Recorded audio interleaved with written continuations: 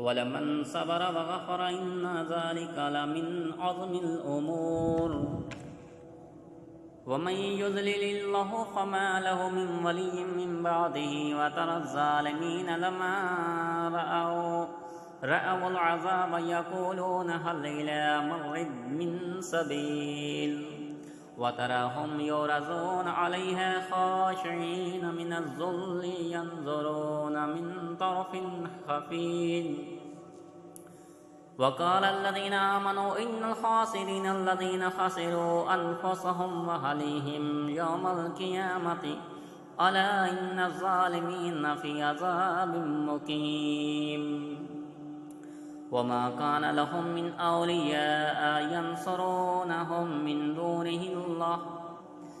دون الله ومن يضلل الله فما له من سبيل